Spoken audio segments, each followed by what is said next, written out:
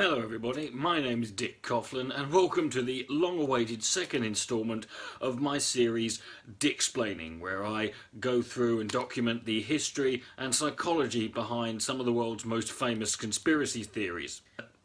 The first video in this series, which I uploaded about a year ago this month, was on the subject of Holocaust denial. I'll leave a link to that below, along with all the other relevant links that I'll be referencing in this video. This series was never intended to be an annual event, however the reason it's taken me so long to complete this video is that I'm dealing with what is arguably the biggest and most complicated and most influential conspiracy theory of all time. It's a conspiracy theory that laid the foundations to some of the biggest atrocities of the 20th century, and it's a conspiracy theory that disturbingly is still, in some form or another, still widely believed to this very day. So sit back, relax, and let me dicksplain to you the protocols of the learned elders of Zion.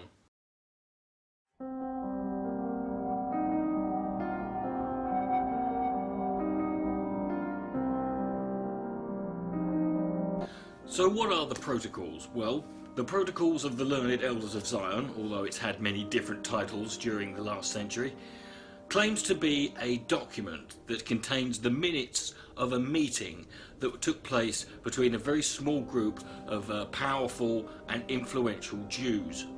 The purpose of this meeting was for them to lay out their entire plan for world domination. This came in the form of 24 protocols. Now, I'm not going to go through all 24 protocols here. I'll leave a link to a PDF document below that contains a copy of the document. You can read it for yourself. But basically, it's how you would imagine most people would write out a plan for total world domination. Controlling of the media, controlling of education, controlling of the political system. But the important thing to remember is that this entire plan had to involve them controlling everything without anybody noticing, but also it had to be done so it gave the illusion of freedom and democracy. So for example, all political parties would be controlled by them, and so no matter who won, they would still end up the real winners. Now, if you're sat there thinking that a small group of people controlling the world whilst brainwashing the masses into believing that they are free, if you think that sounds familiar, well, the Protocols of the Elders of Zion is the reason why. And whilst the Protocols of Zion did not create this idea or this conspiracy theory, it certainly did popularize it and made it more acceptable as a mainstream point of view. Did you ever wonder why the Jews are such great proponents of democracy, whether in Indonesia or Pakistan or Serbia or you name it? Whenever there is some threat to universal suffrage, the Jews are ready to send the U.S. armed forces in and bomb and kill until everyone is permitted to vote. Why is that? The appeal of mass democracy lies in the fact that in essentially every country in the world today, the number of persons unable to think for themselves is substantially higher than the number able to make independent decisions. Those unable to think for themselves have their thinking done for them by the people who control the mass media. Which is to say, democracy is the preferred system because it gives the political power to those who own or control the mass media, and at the same time allows them to remain behind the scenes and evade responsibility for the way in which they use that power. That was Dr. William Pierce there. What a charming man.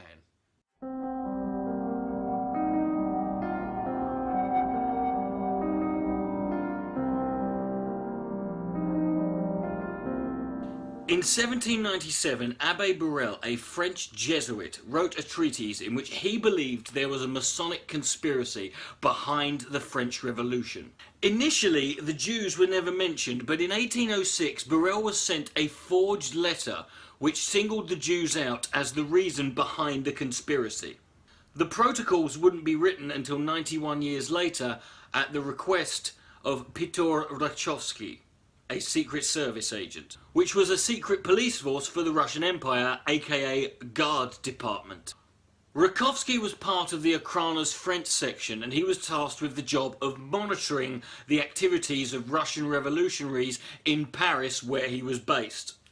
At the time, the Russian Emperor or Tsar was Nicholas II, having taken power in 1894 following the death of Alexander III.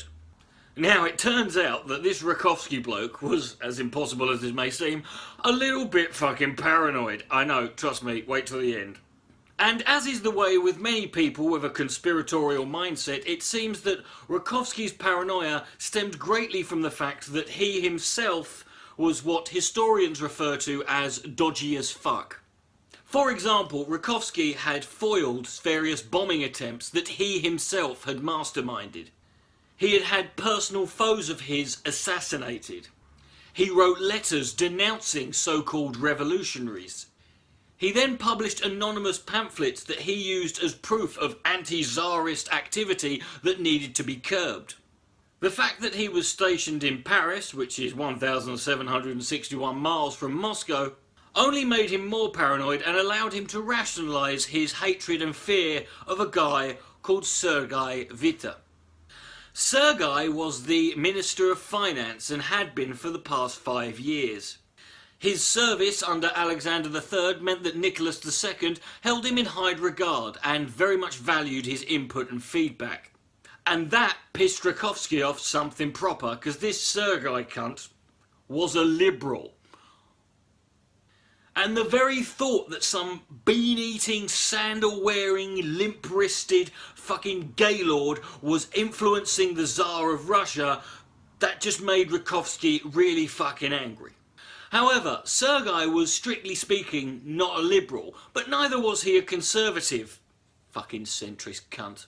Sergei was the finance minister. His job was to come up with financial and economic policy that would bring in revenue and lead to the growth and expansion of the Russian economy. So if you want to look at it in a perversely ironic way, it means that Sergei, the guy who inadvertently led to the creation of the biggest anti-Semitic conspiracy theory of all time, was a Jewish accountant. Rakovsky began to shit his pants, both figuratively and literally. He was terrified about how much influence Sergei had over Nicholas II. His fear was that liberalism and modernity would begin to infect Russia. But this would only happen if Sergei chose to fully exert his influence that he had over the Tsar, which no doubt the dirty Jewish commie bastard would end up doing. Duh. And Rakovsky knew that the worst thing that could possibly happen for Russia would be for it to start being moderate and progressive and in some way fucking reasonable. He knew that the foundation for any good empire was rulers who were insane fucking nutters. So he needed to completely undermine and destroy any influence that Sergei had over the Tsar. This meant destroying any trust between the two. He also knew that whatever he came up with couldn't be simple or easy or obvious. Oh no. It had to be something special. It had to be a plan so elaborate, so shocking, so over the top, that there's simply no way the Tsar would ignore it, because if it were true, the consequences would be devastating. So Rakovsky knew he needed to prove to the Tsar that Sergei, like all Jews, was part of some devious plot to take over the world, and that their goal was to ultimately destroy Russia from within by making it more liberal and progressive, pushing it further to the left until it ultimately collapsed under the weight of its own degeneracy. Gay marriage, unisex toilets, toddlers on heroin, transgender cats and dogs living together. He knew exactly what he had to do. The question was, how? Here's how. Rakovsky contacted a man called Golovinsky. Golovinsky was a Russian-French journalist and political activist who was asked to create a document that would eventually become known as the Protocols of Zion. Now, presumably Golovinsky was well compensated for his efforts, although I do hope that Rakovsky didn't break the bank on this case, because it turns out that Golovinsky was a bit of a lazy bastard. Now, in Golovinsky's defence, he had never claimed to be a creative or fictional writer of any kind. And I think it's fair to assume that Rakovsky didn't exactly give him a lot of time in order to complete this task. That, coupled with the fact that any journalist who would agree to do such a thing in the first place should probably not be seen as someone who's completely trustworthy in the first place. It's therefore unsurprising to find out that Golovinsky's document was not exactly the most original piece of writing in the world. To put it another way, if Golovinsky was a pop star today, he'd probably be the guy who was caught plagiarising music from Ed Sheeran. Allow me to explain.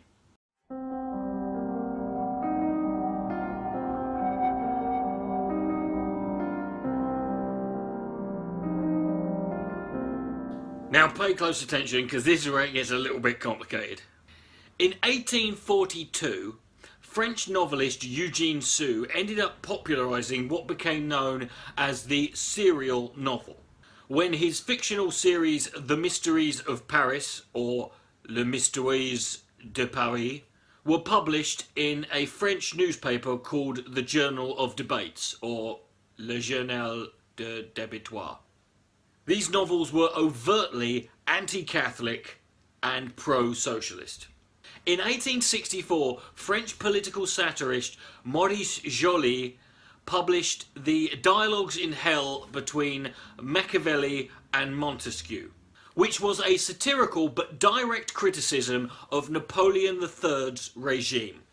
The book at the time was published anonymously because criticism of Napoleon was at the time illegal. However, despite his best efforts to distance himself from the novel itself, authorities eventually connected Joly with the original text and he served 15 months in prison. In 1868, a book called Biarritz was published. It was written by a German novelist who was a huge anti-Semite called Hermann Goethe. It was translated into Russian in 1872. In 1896, Austro-Hungarian political activist and writer Theodor Herzl released a pamphlet entitled Der Judenstaat, which literally translates of the Jewish state. He argued that the best way to avoid anti-Semitism in Europe was to create an independent Jewish state. He then encourages Jews to purchase land in Palestine, although he also made the argument that you could do the same thing in Argentina. Whilst Herzl is credited with popularising the term Zionism, it's important to recognise that Herzl already opposed efforts made by various Zionist groups to settle Jews in the already occupied Ottoman land of Palestine. In Maurice Joly's Dialogues in Hell, shadows of the historical characters Niccolo Machiavelli and Charles Montesquieu meet in hell in the year 1864 to discuss politics. This would later go on to be known as Twitter. The noble Baron Montesquieu made the case for liberalism. The Florentine politician Machiavelli makes the case for despotism. The part of Machiavelli represents Napoleon Bonaparte. The two characters would have and share 25 separate exchanges until, in the end, Machiavelli wins. As I said earlier, Hermann Goethe was a notorious anti-Semite. His book contains a chapter entitled Meetings at the Jewish Cemetery in Prague. Subtle. Which describes a secret rabbinical cabal, which meets in a cemetery at midnight to have one of their centennial meetings. The story and text of these two books was shamelessly and heavily plagiarised from and combined to become what we now know as the Protocols of the Learned Elders of Zion. However, do you want to hear the even bigger, more perverse irony of all? The Protocols of the Learned Elders of Zion plagiarised Hermann Goethe's book Biarritz. Hermann Goethe's book Biarritz was found to have plagiarised several pages from Maurice Joly's Dialogues in Hell. And Maurice Joly's Dialogues in Hell was found to have plagiarised The Mysteries of Paris by Eugene Sue. So in summary, an anti-Catholic socialist serialized novel was plagiarized into a novel written by a Catholic monarchist, which was then plagiarized by a Germanic Prussian chauvinist and anti-Semites novel, which was then plagiarized by some bent journalist at the behest of some secret agents working for the Russian government. It would be funny if it wasn't for the immense horror that would be about to follow.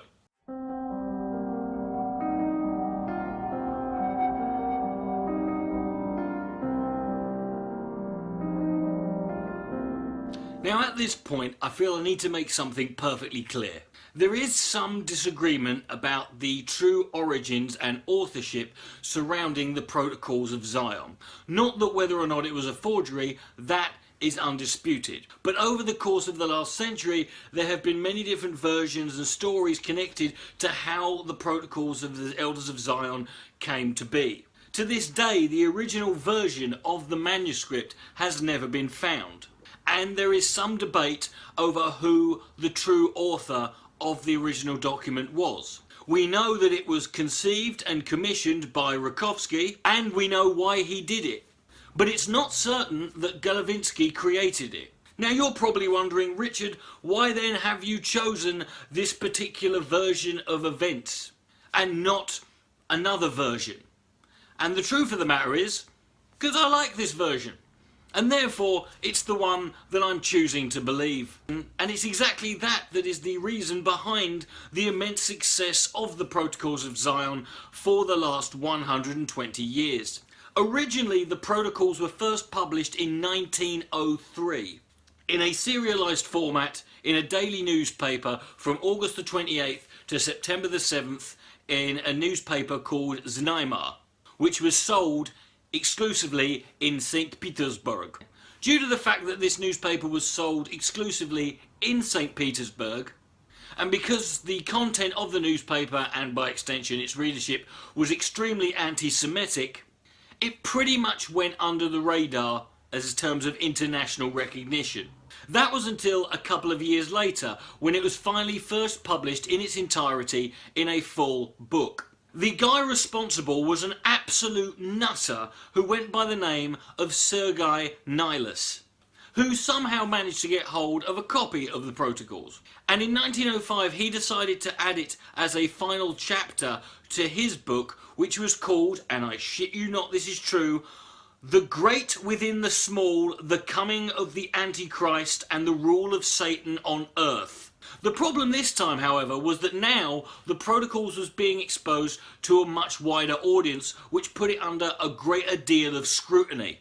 And to put it bluntly, Sergei didn't exactly do a very good job of explaining where the Protocols had come from when he was asked about it by various people inquiring.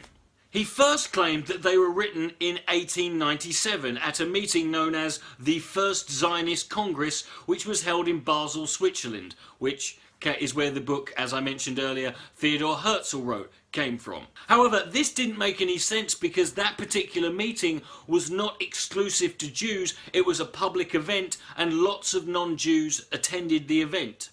So Sergei quickly changed his story, claiming that actually the Protocols was written over a series of several meetings that took place between the years 1902 and 1903. The problem with this excuse is it completely contradicted something the soppy old duffer had already said earlier on, claiming that he had been given a copy of the manuscript in 1901.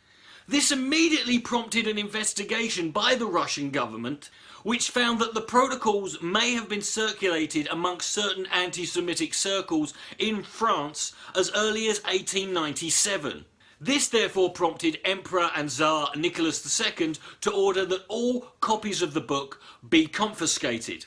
However, this did virtually nothing to stop it spreading all across Europe and to all four corners of the world, in what may be the earliest example, pre-internet anyway, of what we know now as the Streisand effect. Although, to be honest, I'm a little bit hesitant to apply the Streisand effect to an anti-Semitic conspiracy theory, particularly as it's named after one of the most famous Jewish entertainers. Over the course of the next 15 years, the protocols eventually would spread all over the globe. One of its biggest supporters was Henry Ford, author of The International Jew, who, whilst in later years would go on to denounce the book and accept that it was a forgery, at the time decided to pay for 500,000 copies to be published and printed. It also inspired Ford to write his own series of anti-Semitic articles that were published in his very own newspaper, stating, and I quote, "The only statement I care to make about the protocols is that they fit in with what's going on. They are 16 years old and they have fitted the world situation up to this time." By this stage, the protocols had become so well publicised and was so well known and being taken so seriously that it prompted an investigation by an English journalist known as Lucian Wolfe, who worked for the Times of London. It took him over a year of investigative journalism, but eventually discovered the entire thing was a forgery, finding out everything basically that I've already told you in this video. Wolfe published his findings in the Times of London in 1921.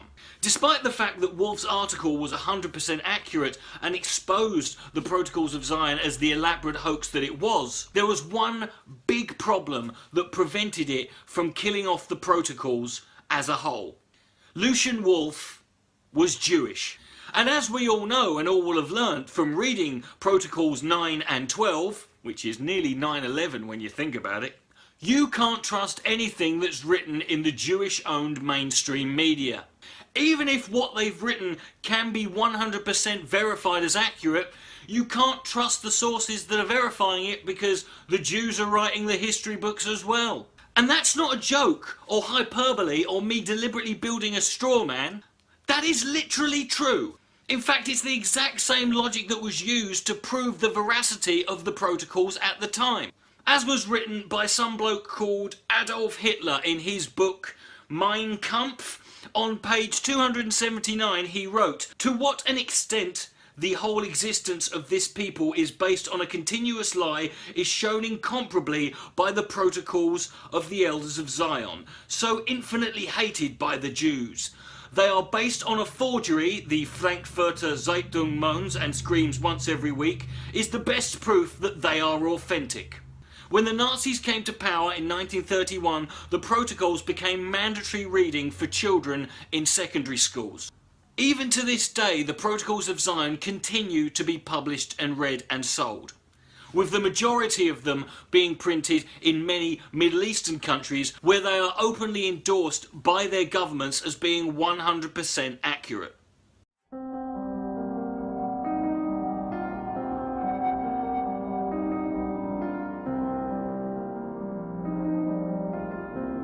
Now, it's very difficult in one way or another to debunk the Protocols of Zion. The fact it has no specific place of origin, the fact that nobody knows who exactly were the people in the meeting, surely should be some evidence. But the very fact that in itself the whole thing makes no sense whatsoever. For example, if this was the case, if the Jews had such immense control over everything, why could they not stop this book from being published and being spread as far as it did? If they had the immense control that they did, why did it take until 1921 before they were able to do it? More to the point, when these secret group of Jews were having this secret meeting, why on earth did someone think it was a good idea to take notes down? Why didn't they just sit there and just remember it? And if they did take notes down, who the fuck was this person who fucking managed to get hold of a copy of them?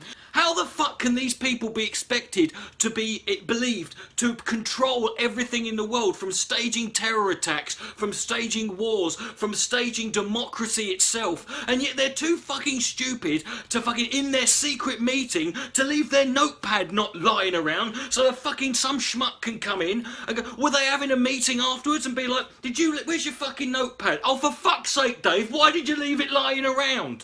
Many years ago, a conspiracy theorist said something very, very profound to me, and I was asking him about the whole idea of the Illuminati and the secret government, the New World Order.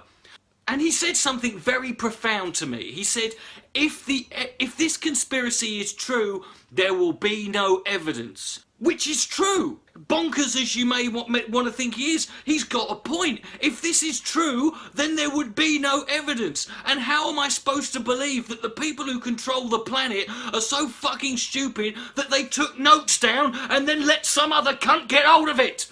But even if that was not the case, the worrying thing is that in recent times, up until recently, even in the West, there were very few people who actually believed it. Even hardcore neo-Nazi, skinhead, white supremacist types used to say, well, the Protocols of Zion may be a forgery, but everything it says is still come true. But that's starting to change a little bit. That's starting to change in recent times. One of the more prominent names here in the West who has been an outspoken supporter of the Elders of Zion is this guy. Don't let people tell you what to do and what to read. If you give them a read, and you can get them on Amazon, I think, still, and then just read them dispassionately, and then look at the world as it's been manipulated in the last well over 100 years now. And they mirror each other. They mirror each other. So the Times newspaper wrote an article in 1920 saying, hold on a second, have you seen what these protocols said? And have you seen what's happening in the world? What's going on? This is too close.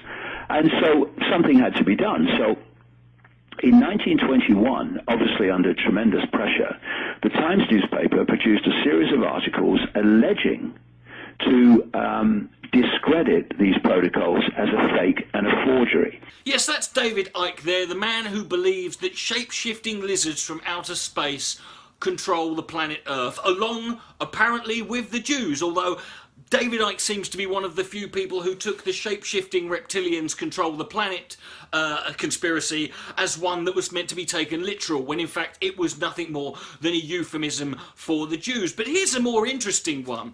Even David Duke, a man who had also previously once denounced the Protocols of Zion as a forgery, but still pointed out that it still actually is true, even he's got back on the bandwagon with supporting it. In fact, a couple of years ago, he re-released it in a new version. And he re-released it in one of the most amusing reworkings of the book. He released the illustrated version of the Protocols of Zion. Now, I'm sorry, the Protocols of Zion, depending on what copy you get, on average has about, and this is with a bit of padding on either side, has about 70 pages. It says a lot about David Duke's fan base when they need an illustrated version of a 70-page book. It's not even a book, it's a pamphlet at this page. You could put the fucking thing on a post-it note for all I care. But ironically, that leads on to what is the even more perverse irony of all of this. You see, a few years ago, there was a debate between David Duke and a guy who I'm sure you're familiar with called Alex Jones. Alex Jones actually decided to debate David Duke, who he had railed against, and despite the fact that he had become very unpopular and his fan base was not very pleased with the fact that he was rallying against David Duke. Who knew that Alex Jones' fan base would be very sceptical about the validity of the Holocaust and be able to fall for things such as the Protocols of Zion? But apparently they did. So Alex Jones decided to organise a little debate between David Duke and himself. And the debate was this: who runs the planet? Alex Jones was arguing that the NWO run the planet. David Duke was arguing that the Jews run the planet. Now, David Duke, unfortunately, mopped the floor with Alex Jones in this debate, because David Duke can actually point to people who are in high positions of power in the government or high positions of influence in celebrity, what have you, who actually are Jewish. Alex Jones can't point to anybody within, the government and say they're part of the NWO. Of course, he's kind of changed that recently with his obsession over the last few years with George Soros, who, let's face it, is nothing more than a one-man rehash of the protocols. I'm assuming all the Jews gang up together and form one massive mega Jew. But the fact is they're having this debate, and what's ironic about this is that the phrase NWO, the New World Order, was nothing more than a euphemism for the Protocols of Zion. It was the same conspiracy with the same nod nod wink wink you know who is in charge, but with a new phrasing and a new repackaging to make it sound like it wasn't so obviously anti-Semitic. So what you end up with here is a debate between two people who are taking opposing sides in a debate but asking about the same thing. They're arguing about the same existence of the same thing but in direct polar disagreement with each other. Now, before anyone wants to make any excuses or try and make this argument, first of all, I'm not going to listen to you. I've heard them all at this point. But let me give you a quote from someone regarding the protocols. "I am the only living witness, but I must say the truth. Contrary to the opinion of the National Socialists that the Jews were a highly organised group, the appalling fact was that they had no organisation whatsoever. The mass of the Jewish people were taken completely by surprise. They did not know at all what to do. They had no directives or slogans as to how they should act. This is the greatest lie of anti-Semitism because it gives the lie that the old slogan that the Jews are conspiring to dominate the world and that they are so highly organised. In reality, they had no organisation of their own at all. Not even an information service. If they had had some sort of organisation, these people could have been saved by the millions. But instead, they were taken completely by surprise. Never before has a people gone unsuspectingly into a disaster. Nothing was prepared, absolutely nothing." Do you know who that quote is from? That is a quote that was written in an article in 1948, printed in the Journal of Criminal Law. And the guy who said it, who wasn't caught on tape saying it secretly, he said this to a journalist who was interviewing him. He said that to Erich von dem Bach. He was a commander in the Nazi SS government. He was one of the highest ranking officials during World War II.